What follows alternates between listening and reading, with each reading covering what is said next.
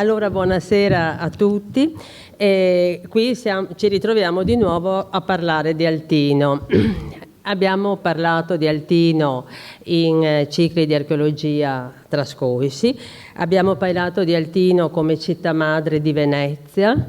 che ha dato i natali per secondo un processo storico che conosciamo alla nascita di Venezia e che con Venezia ha condiviso molte similitudini, a cominciare dalla forma della sua planimetria, pesce, al suo orientamento, al fatto di essere attraversato da un grande canale come il nostro Canal Grande.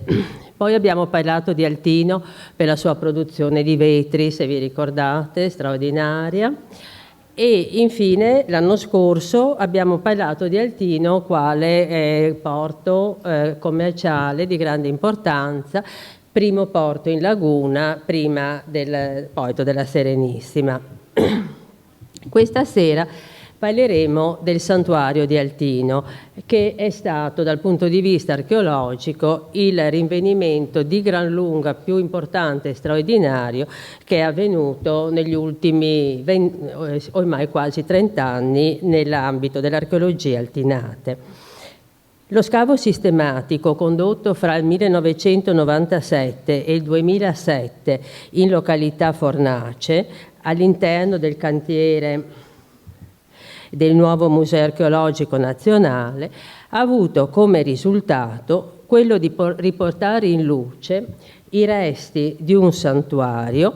che si sviluppò sempre sul medesimo luogo e senza soluzione di continuità nell'arco di 8 secoli, ossia dal VI secolo a.C. al III secolo d.C., ma ha anche chiarito la fisionomia dell'insediamento lagunare, focalizzandone il ruolo specifico di porto internazionale di frontiera non solo di se stesso, ma dell'intero popolo dei Veneti. Secondo un modello costante nel mondo veneto, il luogo di culto venne ubicato all'esterno dell'abitato, lungo la sponda sinistra di quel canale che oggi si chiama Santa Maria e del quale ovviamente non conosciamo il nome antico, ammesso che lo avesse, a poche centinaia di metri dalla foce in laguna, dalla quale risultava separato da quella fascia di confine fra terraferma e specchi lagunari, frastagliata di paludi, di canali, di barene, che è stato sempre lo scenario dell'evoluzione storica di Altino. La posizione indubbiamente strategica, primo avamposto dell'insediamento, per chi vi giungeva risalendo il canale dopo aver attraversato l'arcipelago settentrionale della laguna, ossia quelle che sono le isole di Torcello, di Burano e che erano di Costanziaca, eccetera, e richiama questa posizione già di per sé la vocazione emporica del santuario, tappa obbligata delle rotte commerciali che per via marittima ed endolagunare risalivano l'Adriatico fino a quello che gli antichi chiamavano il Caput Adrie, cioè la parte più settentrionale del golfo formato dal mare Adriatico in cui trovava posto Aquileia. A questo santuario, come potete vedere dalla pianta, se ne contrapponeva un secondo, ubicato a nord-est della città, in posizione diametralmente opposta rispetto al santuario di cui adesso parleremo, ma posizione altrettanto strategica in relazione, in questo caso, non alle direttrici marittime, ma alle direttrici e ai traffici terrestri che dal centro lagunare attraversavano l'entroterra in direzione dei valichi alpini. Potete vedere qui già questo rettifilo che sarà quello che in età romana verrà percorso dalla via Claudia Augusta e che comunque già in età preromana doveva rappresentare probabilmente un importante asse di comunicazione dal fronte lagunare fino proprio ai passi dolomitici. I primi indizi della destinazione sacra del luogo risalgono alla seconda metà del VI secolo a.C. Essi consistono in una serie di depositi rituali, al cui interno si rinvennero frammenti di vasellame ceramico e ossa animali, e consistono anche in 2 resti di aree a fuoco, che sono quelle cerchiate nella pianta, aree a fuoco destinate a bruciare i sacrifici, come documentavano le abbondanti tracce di carboni, ceneri e ossa animali, e che, secondo una definizione che risale a Pausania, vengono generalmente classificati come altari di ceneri. Allora, questi altari di ceneri, vale la pena di spenderci 2 parole, non erano assolutamente gli altari che noi ci immaginiamo o che ci sono stati abbondantemente restituiti dalla documentazione archeologica, che sono generalmente altari lapidei di diverse dimensioni, ma erano formati, siccome questi sacrifici venivano bruciati costantemente nel medesimo luogo, si formavano via via con l'accumulo che in scavo viene evidenziato molto bene, un accumulo di strati alterni di ceneri, carboni e limi, nel senso che ceneri e carboni sono i resti dei sacrifici che via via venivano bruciati, poi veniva steso uno strato di limo per fare il piano e su questo si continuava a ribruciare e a sacrificare e a offrire. Per cui queste strutture via via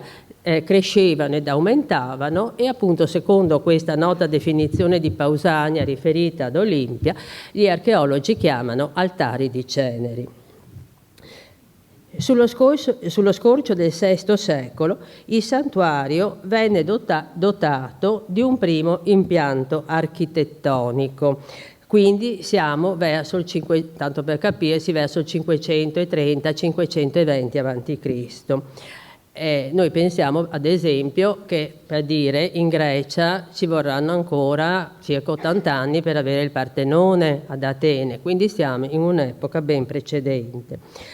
Quindi un primo impianto architettonico, dicevo, costituito da un portico che misurava 1,20 per 12, quindi non grandissimo,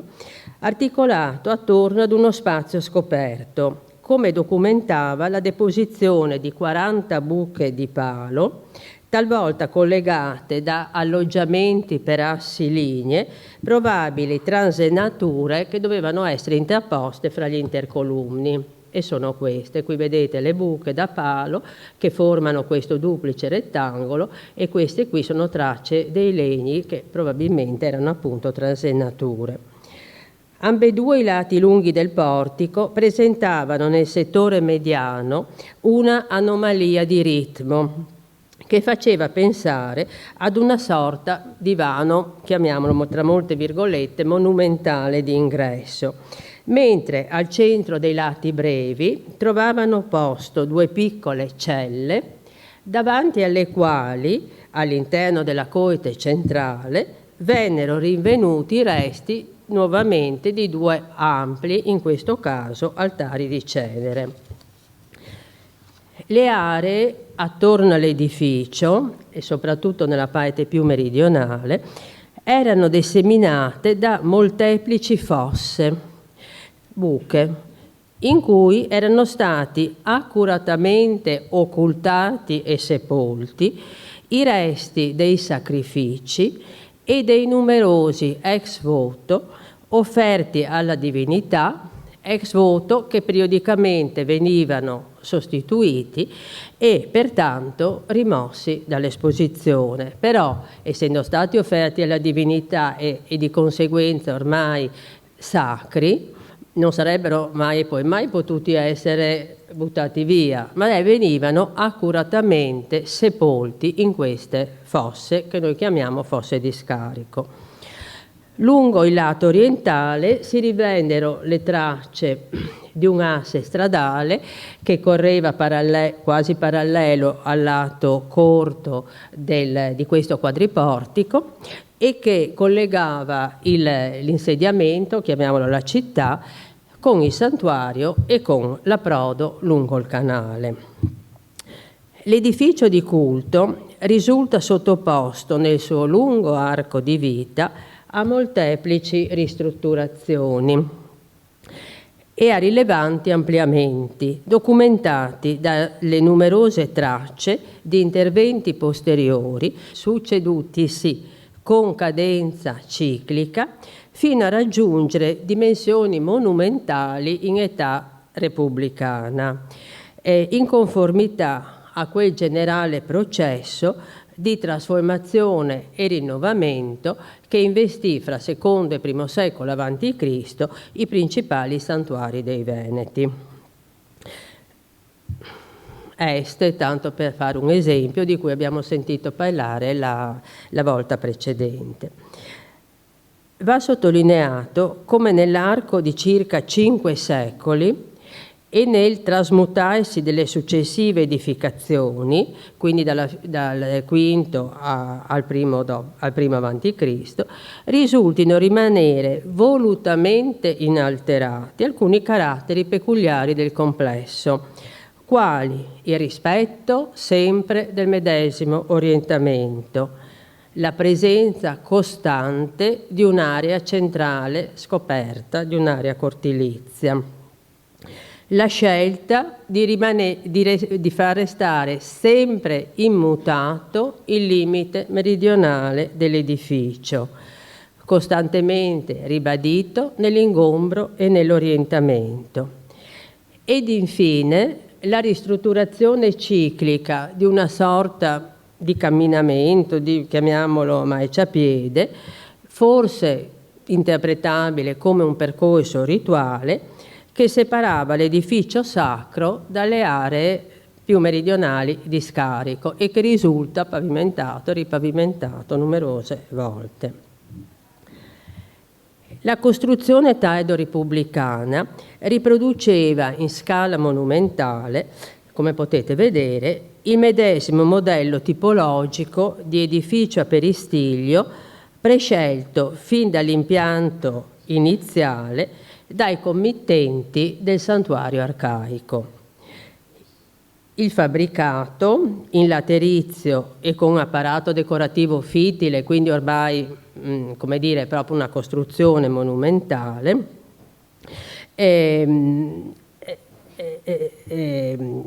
consisteva in come potete vedere, in un quadriportico colonnato, quindi sempre un quadriportico, qui però siamo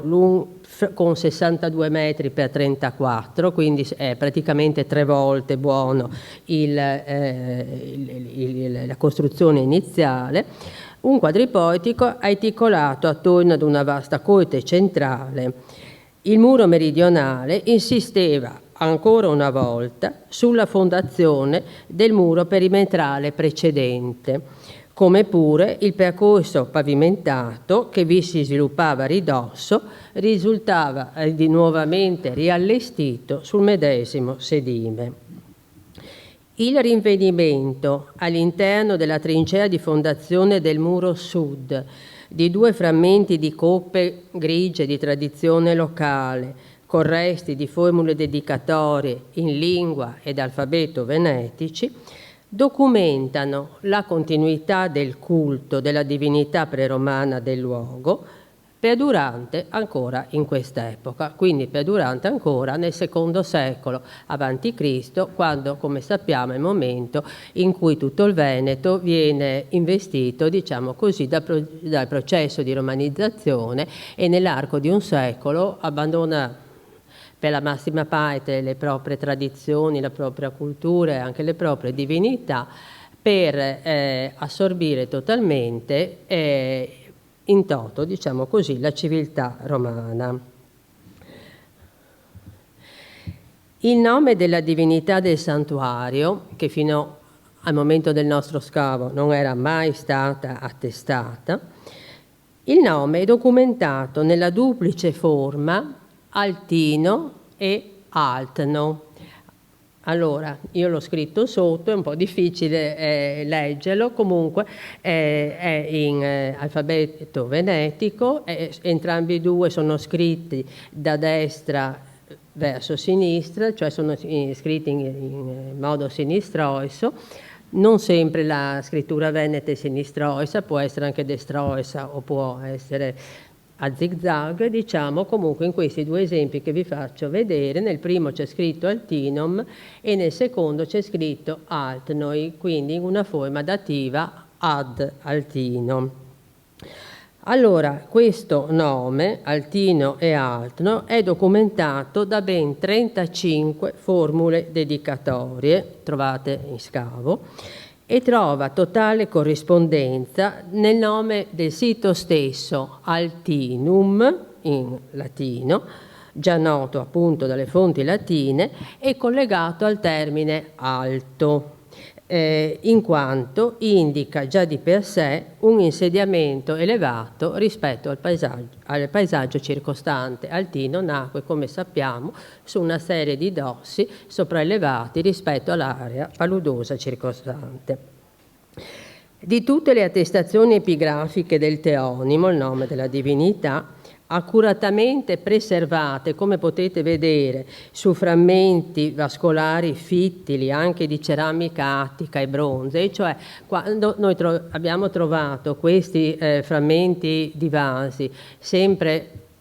la ceramica si è sempre trovata accuratamente frammentata, quindi volutamente frammentata, però la cosa importante è che il frammento ha sempre preservato per intero, in molti casi, quello che era il nome della divinità.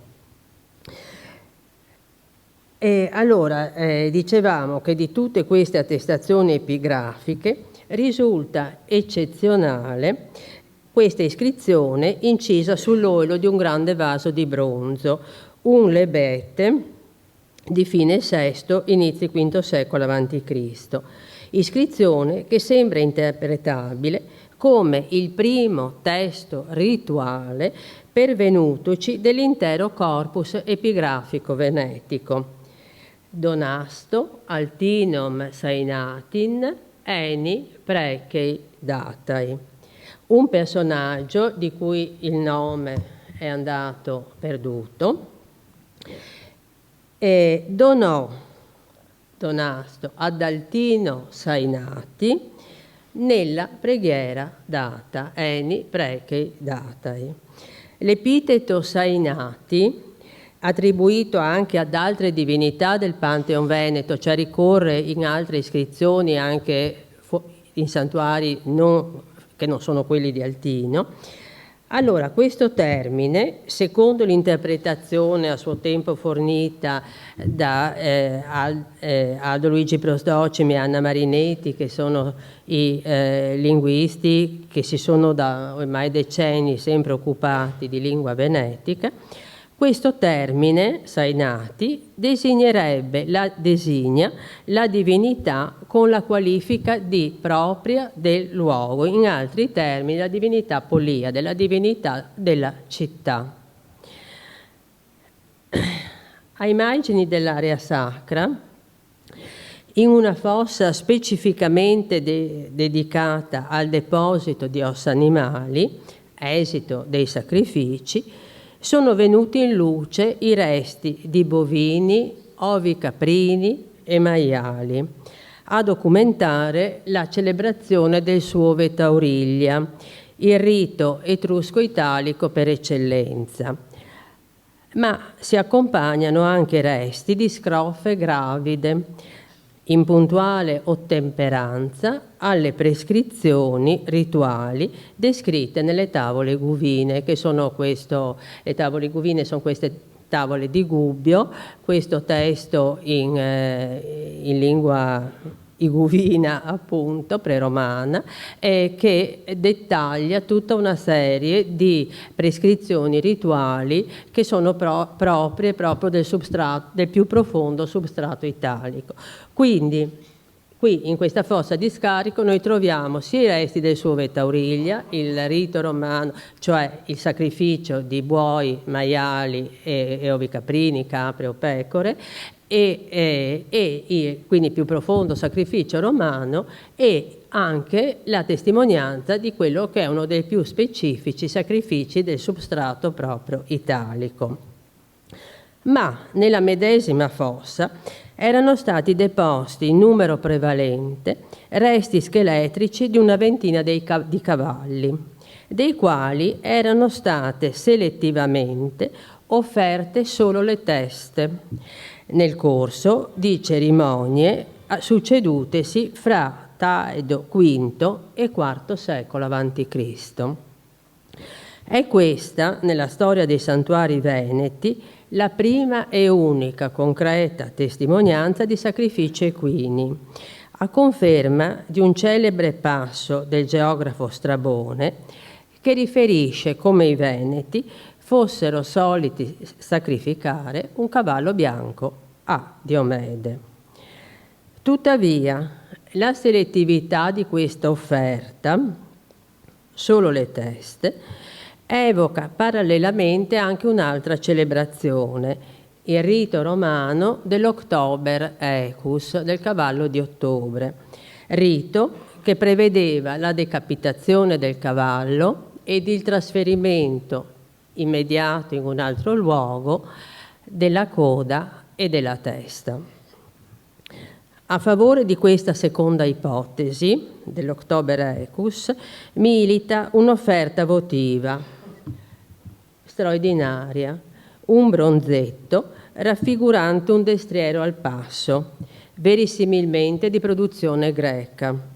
intenzionalmente privato della testa oltre che delle estremità, con la lunga coda singolarmente infilata, come potete vedere, tra le zampe posteriori. Questi straordinari rinvenimenti, unitamente a quanto tramandato dalle fonti, inducono ad ipotizzare che il sacrificio del cavallo, periodicamente officiato nel santuario Altinate, abbiamo visto tra la fine del V e il IV secolo, rappresentasse non tanto e non solo un'offerta di devozione locale, ma piuttosto un rito nazionale di stampo istituzionale dell'intera popolazione dei Veneti. Ai resti equini rinvenuti nel santuario fa riscontro una trentina di sepolture di cavallo, databili circa nel medesimo arco cronologico, deposte, alcune anche complete di bardatura, eccola qua, all'interno della necropoli Altinate, secondo un'usanza ricorrente in area veneta, ma mai riscontrata con una tale densità. In questo scenario, allora, sembrerebbe possibile attribuire al porto di Altino,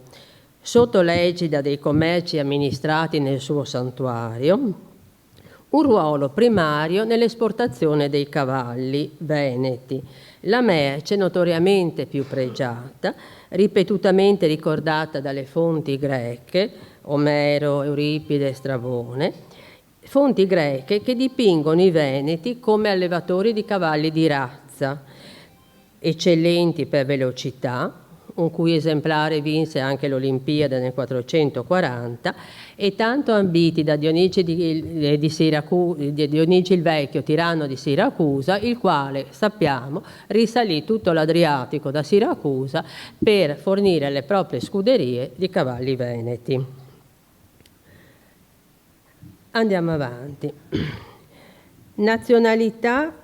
e provenienza dei frequentatori del santuario sono in parte individuabili sulla base delle offerte votive. La componente veneta appare, come è logico, decisamente preponderante. I devoti di sesso maschile sembrano volersi autorappresentare prevalentemente in armi. Le lamine ripropongono infatti decine di immagini di guerrieri, singoli o in processioni, in alcuni casi eccezionali, esemplari, come in questa immagine che vi propongo, oppure anche schiere di opliti, invariabilmente armati di 2 lance, il capo protetto da elmo di varia foggia, come potete vedere, uno scudo circolare al braccio. Alle lamine fanno riscontro bronzetti schematici di guerrieri in riposo e di guerrieri in assalto. Allora, se vogliamo dircela tutti, il riposo sono proprio orridi, comunque il riposo sono questi, col braccio alzato, che originariamente teneva l'asta della lancia, e guerrieri in assalto sono questi, col braccino forato in cui la lancia era inserita orizzontalmente e quindi in assalto. Altri bronzetti restituiscono immagini di devoti offerenti, come questo con la patera nella destra, ispirati, come in questo caso, anche a modelli propri della grande tradizione classica, un po' in trasparenza. Comunque questo è in assoluto il bronzetto più grande rinvenuto nel santuario, è alto 14 centimetri. Alle raffigurazioni maschili si affiancano molteplici quelle femminili, fissate pressoché esclusivamente nelle lamine. Le devote, e quelle abbiamo visto anche la settimana scorsa, le lamine a testine, le devote sono ritratte nell'abbigliamento tipico della donna veneta, ampio mantello che copre il capo, ombreggiando anche la fronte, scende sulle spalle, veste ricamata o comunque estremamente decorata, brache come in questo caso, a volte collane che cingono il collo, quasi sempre, e questo grande cinturone che è, anche qua ne abbiamo parlato la settimana scorsa, che è un elemento, forse da parata, comunque un elemento distintivo delle gentildonne venete, delle donne di un'elevata classe sociale. Non mancano infine anche le lamine con cortei di personaggi incedenti in processione. Vi faccio osservare questa lamina che è già di per sé insomma, è veramente straordinaria nella sua stilizzazione. Ma a fianco delle testimonianze di tradizione veneta, molteplici sono gli indizi della internazionalità che contraddistingue questo luogo di culto. La componente celtica, culturalmente documentata dal Tino già a partire dal V secolo a.C., è rappresentata da una serie di bronzetti di guerriero in assalto, il capo protetto da un elmo con apice a bottone, un esemplare dei quali è dotato di una rigida collana in filo d'argento mobile, il Torques dei Celti. Un bronzetto di guerriero che rispecchia il modello iconografico di Maete offerente fra III e II secolo a.C., rivela rapporti con l'area centro-italica, mentre contatti con la Magna Grecia sono documentati da alcuni esemplari di plastica votiva in terracotta. Dalla Grecia, oltre al bronzetto di cavallo già ricordato, giunge a partire dal V secolo a.C. una notevole quantità di ceramica attica a figure rosse e a vernice nera, riconducibile quasi esclusivamente a forme per bere, a forme per la libagione, schifoi, chiliches, cantaroi, che si rinvengono sempre sistematicamente frammentati. Su alcuni frammenti sono documentati resti di iscrizioni, dedicatorie graffite in alfabeto venetico, tra cui in particolare su un frammento di schifos a figure rosse di IV secolo a.C. che conserva, come in questo caso, il teonimo di Altino, altnoi, quindi ad Altino è il dativo, questo, un personaggio il cui nome cominciava per A e finiva per O, io lo chiamo Antonio, donasto, quindi ad Altino X donò questo. Quindi insomma, è chiaramente una formula in lingua e alfabeto venetico, graffita sul vaso, e questo chiaramente ci fa capire che il vaso arriva dalla Grecia e poi la formula viene graffita in loco ad Altino. Ma è dagli Etruschi provenienti dagli empori padani di Adria e Spina che giungono le offerte votive indubbiamente più prestigiose. È logico infatti ricondurre al loro arrivo la presenza nel santuario altinate, oltre che della ceramica attica, anche di quella di bronzi originari dall'area etrusca, in particolare etrusco-padana, databili a partire dalla fine del VI secolo. In questo orizzonte cronologico si inquadra l'esemplare più antico, una straordinaria testina di giovane attribuibile ad un bronzetto, questo è grande, ad un bronzetto alto ipoteticamente almeno una trentina di centimetri. Al V secolo a.C. risalgono 2 doni votivi di grande prestigio, frutto della migliore produzione etrusca. Il bronzetto di Devoto, disteso su una cline, che esibisce una patera della destra e la sinistra aperta nel classico gesto di devozione, e l'ormai noto, l'abbiamo già visto qui più di una volta, Paride Arciere, assolutamente privo di confronti nel panorama non solo locale ma anche etrusco. L'eroe, colto nell'atto di incordare l'arco, è armato di una sontuosa corazza, il capo protetto da un elmo a guisa di rapace, i tenoni presenti, che sono questi, presenti sotto i piedi, come pure le tracce di usura che sono chiaramente rilevabili sulle spalle del bronzetto, indirizzano alla sua originaria funzione, quale presa di coperchio di cista o applique di ansa di grande vaso, di cratere, solo in seguito staccato, isolato e trasformato in dono votivo di per sé, secondo un uso che trova numerosi confronti. Va inoltre sottolineato, e questo mi piaceva sottolineare, che la presenza proprio nel santuario altinate di questa offerta, che rappresenta pari dell'immagine simbolo del mito troiano, acquista una particolare rilevanza se lo rapportiamo alla rivendicazione del popolo dei Veneti di avere una genealogia troiana. I Veneti, come sappiamo, si dicono figli di discendenti di Antenore. Quindi la presenza di questo bronzetto, simbolo del mito troiano, ad Altino è una cosa veramente straordinaria. Vorrei ora presentarvi 3 documenti che appaiono particolarmente significativi per risalire a quello che sembra essere stato il ruolo specifico rivestito dal santuario nell'ambito dello svolgimento e della tutela dei processi di integrazione dello straniero all'interno della comunità veneta altinate. Il primo documento è costituito da una barretta di bronzo in spessa lamina, spezzata in 2 frammenti ricomponibili, originariamente applicata forse sulla base di un donario oppure offerta di per sé stessa. Su una delle facce della barretta è incisa un'iscrizione, anche qua in alfabeto venetico, sinistrorsa, mutila del finale, che recita Volties Tursanis Patavnos Do, databile sulla base dei caratteri alfabetici alla fine del VI secolo a.C.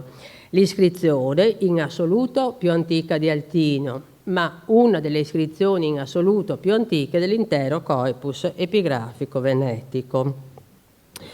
Il testo riporta una formula onomastica, il cui primo elemento è il nome individuale, Volties, un nome venetico. Il secondo è un appositivo, Tursanis, in cui è riconoscibile una delle varianti dell'etnico etrusco, dal greco Tirsenos o Tirrenos.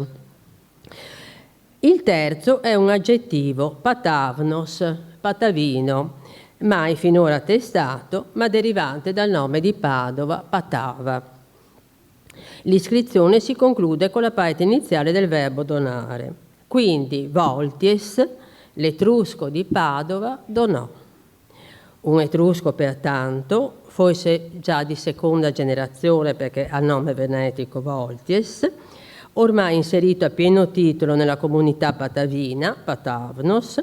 che è presente con l'offerta di un dono evidentemente rilevante agli albori del santuario Altinate, dove nei medesimi anni sappiamo essere aggiunta quella bellissima testina di bronzetto, sempre dall'area etrusca. Il secondo documento è costituito da un cippetto lapideo di forma irregolarmente parallelepipeda, una delle cui facce ospita un'iscrizione che si dispiega in linee concentriche con andamento spiraliforme, i cui caratteri paleografici ne orientano la cronologia al III secolo a.C., quindi siamo quasi 3 secoli dopo. L'iscrizione recita Crumio Turens Donsto Sainat Altnom. Quindi un'iscrizione votiva dove il dedicante è designato con la formula onomastica Crumio, il nome, e Tures, l'appositivo, nuovamente derivato dalla terminologia greca Tirsenos, che designa l'etnico etrusco, un immigrato quindi di prima o seconda generazione dall'area centro-italica in una comunità venetica. La divinità destinataria della dedica è Altino, il cui nome in questo caso risulta composto dall'appellativo Sainati, che lo designa, come abbiamo visto, quale divinità del luogo. Le altre 3 facce del cippo sono campite dalla sagoma molto grossolana di un altare di tradizione ellenistica, di quelli quindi alti a lati inflessi.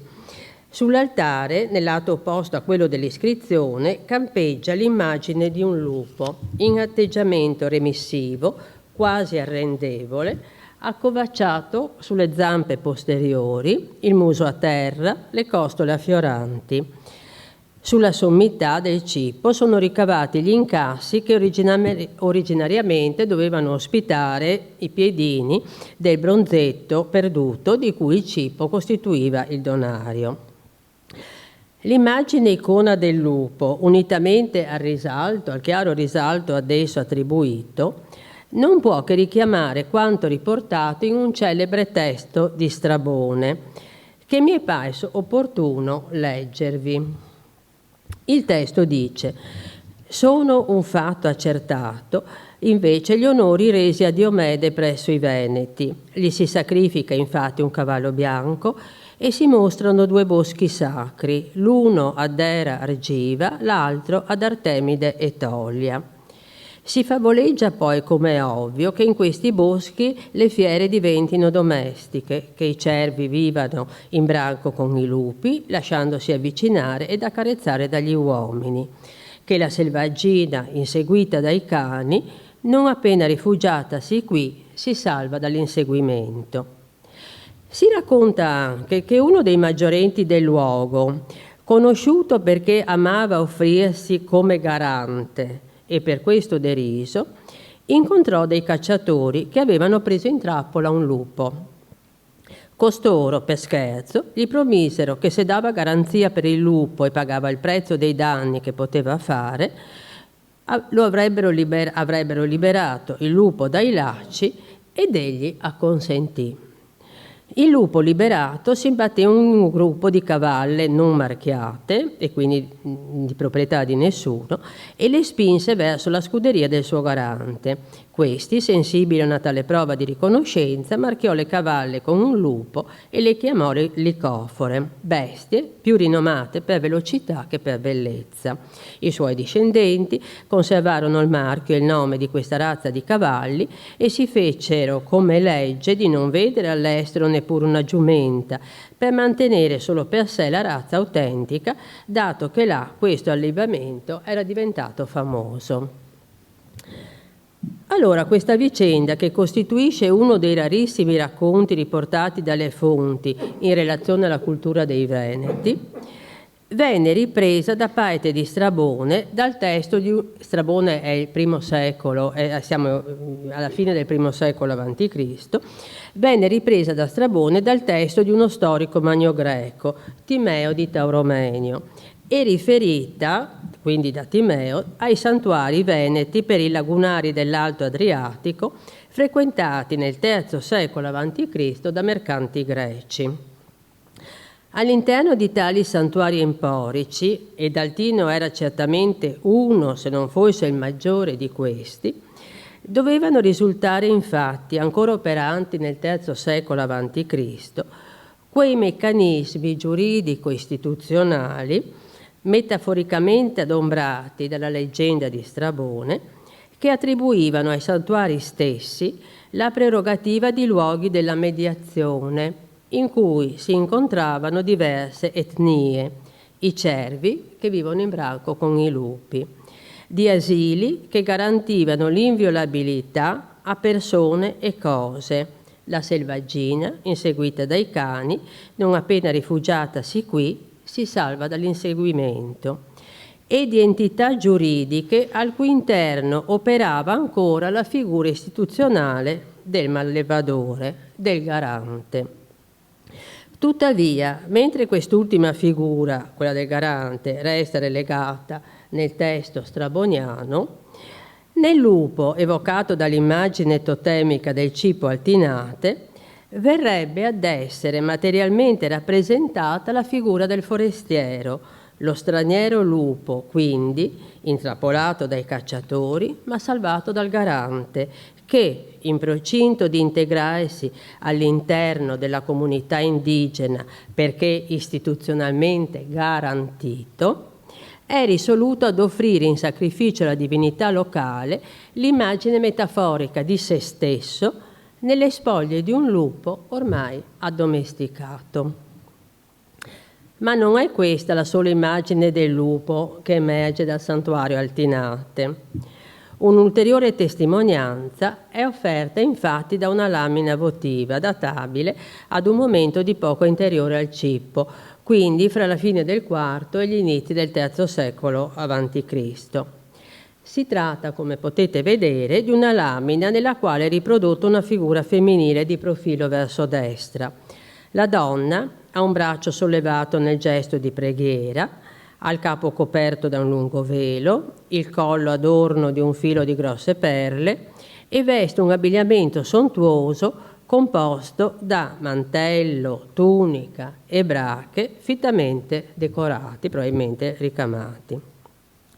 La vita è stretta da un alto cinturone, elemento usuale nel costume delle donne venete di rango, mentre del tutto inusuale è la decorazione. L'intero campo è occupato infatti dall'immagine di un animale che, sulla scorta di quello riprodotto nel cippo, è riconoscibile come un lupo, ritratto nella medesima posizione, di profilo verso destra, con il muso a terra,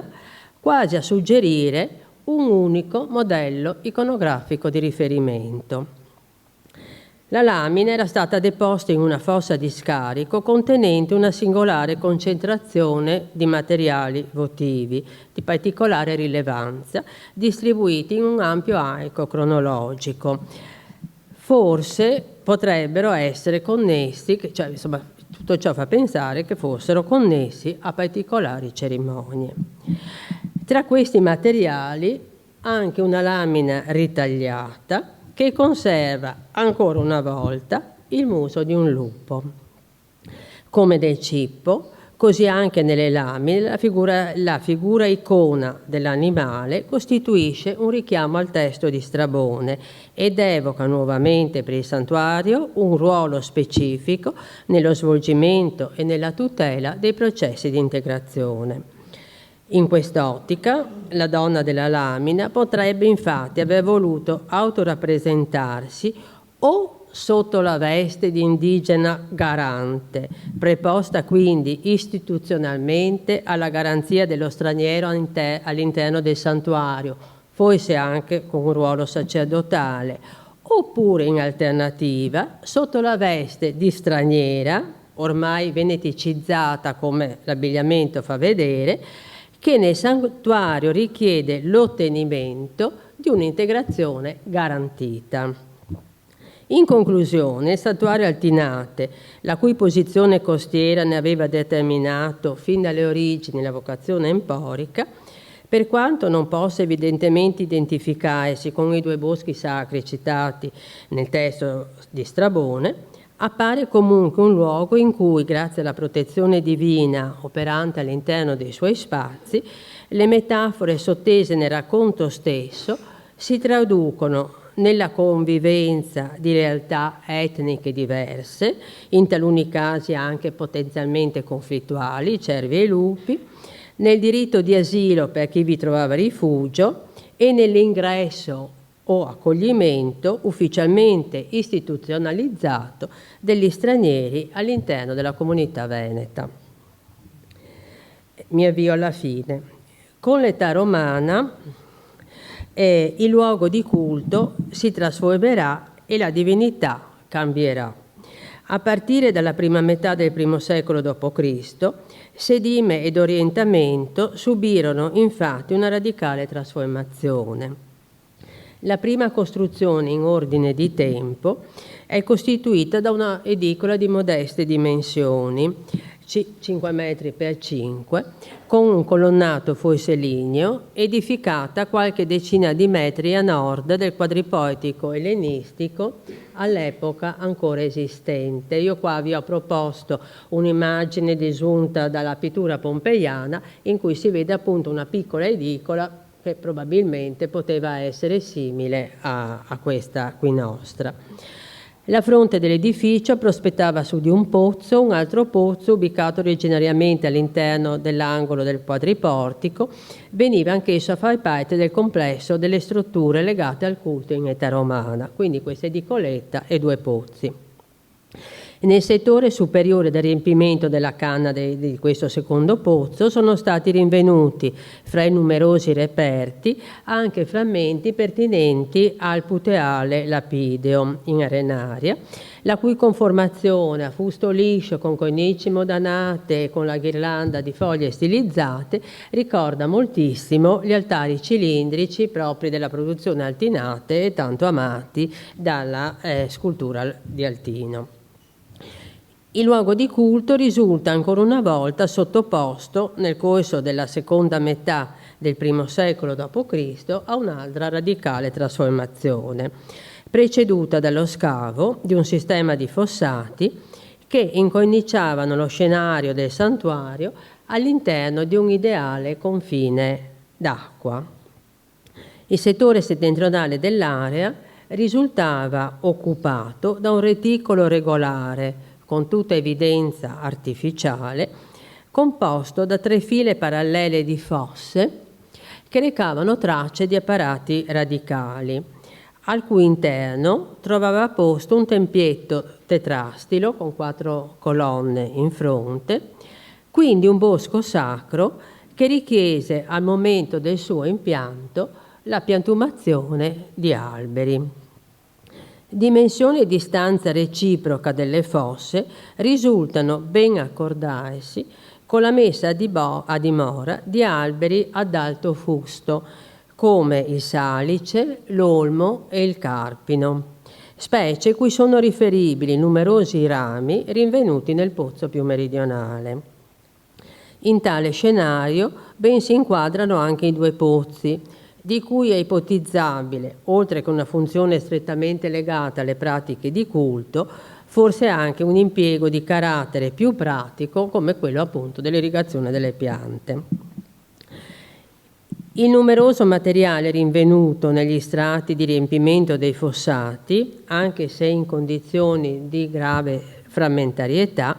lascia però trasparire l'immagine sia dell'apparato architettonico del tempietto, come i frammenti di capitelli, di colonne e di fregi modanati, che la presenza di statue, come documenta questa bella testa maschile, eppure anche di altri elementi più strettamente legati al culto, quali appunto questa aretta votiva e lastre e lastrine anche iscritte. È presumibile che quest'ultime venissero affisse alle pareti del tempietto tetrastilo e corrispondessero alle memores tabelle appese agli alberi cui fa riferimento Ovidio nelle Metamorfosi. Ma il reperto epigrafico più significativo è costituito da una grande lastra, di cui ci rimane unicamente un frammento centrale, su cui compare il nome di Giove, l'unica divinità attestata tutt'oggi con certezza, quale destinataria di culto del santuario romano, e probabilmente erede Giove, la divinità somma del Pantheon romano, probabilmente erede della divinità somma di Altino, Atno, quindi probabilmente, come verificatosi in altri santuari veneti, c'è questa assimilazione della divinità preromana con la divinità romana. Il testo frammentario ricorda la dedica da parte di un soggetto rimasto anonimo per la frammentarietà del supporto di suppellectiles, oggetti sacri, e verosimilmente di ornamenta, elementi di arredo. I boschi sacri erano soliti ospitare infatti non solo alberi, ma anche una pluralità di componenti, sia di carattere architettonico che apprestamenti funzionali. L'evidenza di successivi interventi di sistemazione documenta il perdurare del mantenimento dell'assetto del luogo di culto per l'intero arco di vita, che risulta concludersi agli inizi del III secolo d.C., quindi siamo dalla fine del VI avanti agli inizi del III dopo. La fine definitiva di questo apprestamento appare significativamente sancita da un atto rituale, un rito di espiazione compiuto forse in occasione dell'abbattimento degli alberi. Gli alberi erano chiaramente sacri, essendo all'interno di questo bosco sacro, i cui esiti sono attestati in un deposito votivo venuto in luce all'interno di una delle cavità del boschetto. Racchiusa in una teca formata da tegole e poggiante su di un piano di tessere in cotto, era stata infatti deposta una mandibola equina, il cui rinvenimento non può che evocare le pratiche rituali connesse al culto del cavallo che appaiono, fin dall'età arcaica, peculiari di questo plurisecolare santuario, testimoniando un profondo legame mai interrotto con la cultualità veneta precedente. Con questo mi fermo, credo di essere stata lunghetta, chiedo scusa se sono stata troppo lunga e grazie.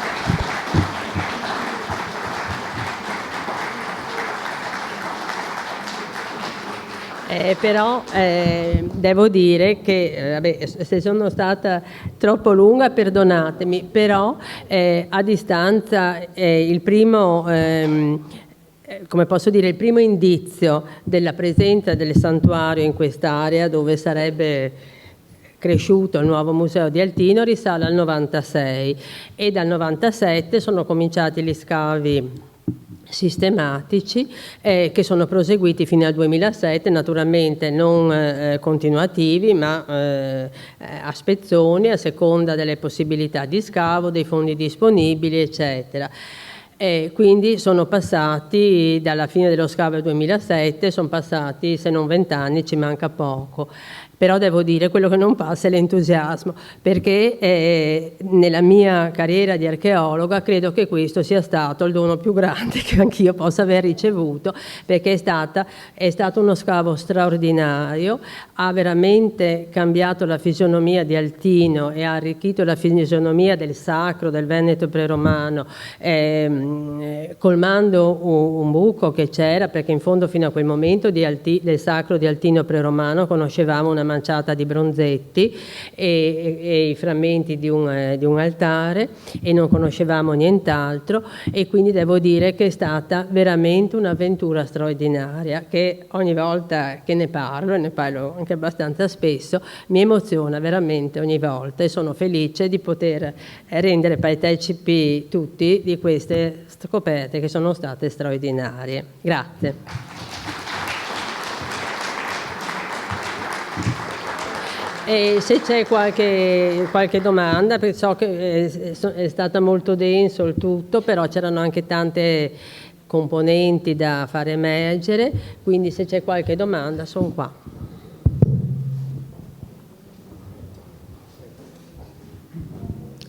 Salve, buonasera, mi scusi. Ecco,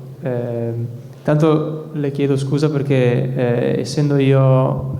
diciamo tesista su appunto i due santuari di località Fornace e località Canevera, avrei 1000 domande da farle, però a questo punto le faccio le 3 che ritengo più importanti, ovvero ha citato il rito che prevedeva il sacrificio del cavallo a Diomede, e avevo già riscontrato il paragone con l'October Equus romano,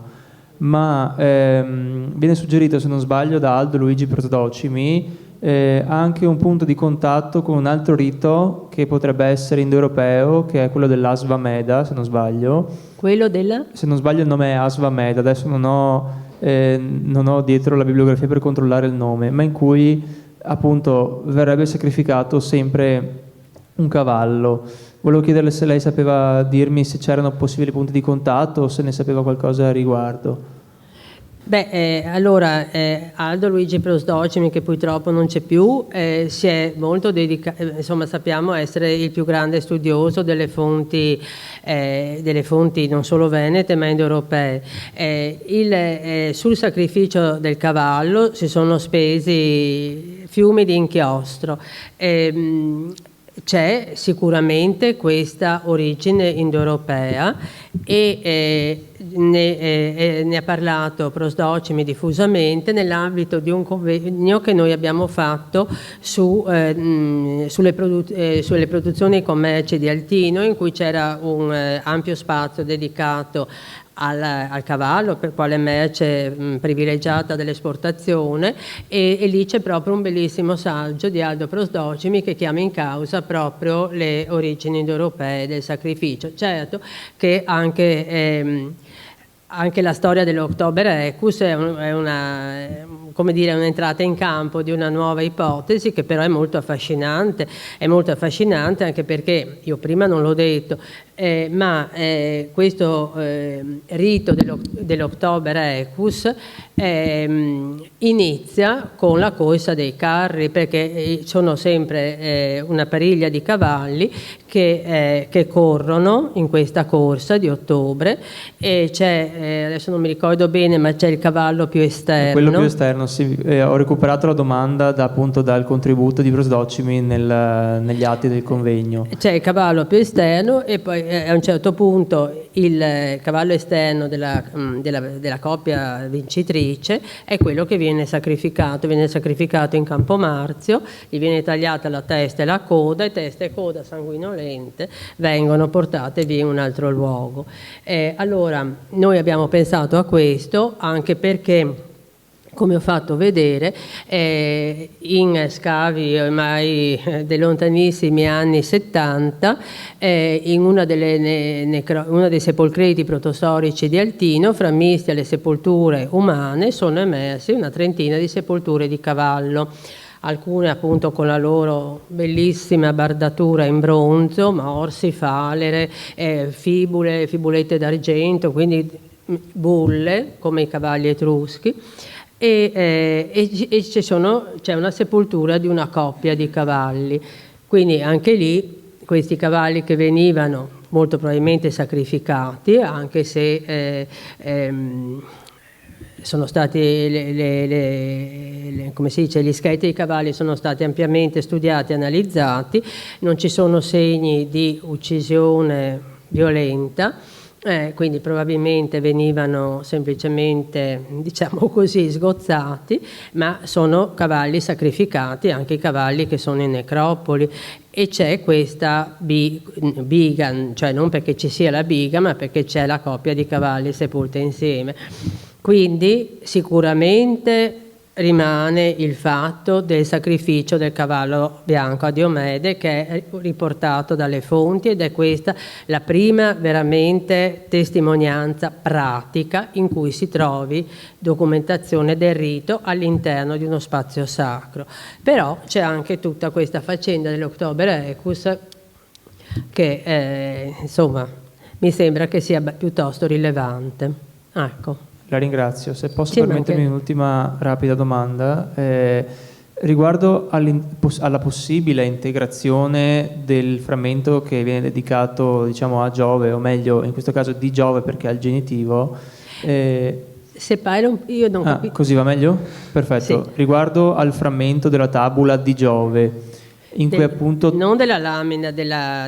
sì, del frammento... Di una lapide, di un'iscrizione. Esatto. Il passaggio, diciamo, dalla divinità epicorica Altino o Alno, che dir si voglia, a Giove potrebbe spingere a proporre l'integrazione di Iovis Altinatis, oppure è proprio da scartare perché sono due divinità completamente differenti? Allora, in un altro dei convegni di studi altinati, che è stato dedicato proprio al santuario, è stata avanzata proprio questa ipotesi di questa epiclesi di Giove, Altinas, Jupiter Altinas, quindi essendo qui al genitivo Iovis Altinatis, è stata avanzata questa ipotesi. È un'ipotesi ovviamente molto avvincente, che fa molta voglia di assumere, però come lei ha potuto vedere, dell'iscrizione purtroppo resta solo il frammento centrale. Speriamo che in futuro troviamo qualche cosa che ci dia questa sicurezza. Sarebbe molto bello se Jupiter potesse avere appunto questa epitesi di Altinas, Giove Altinate. È un'ipotesi. Mi scusi, grazie.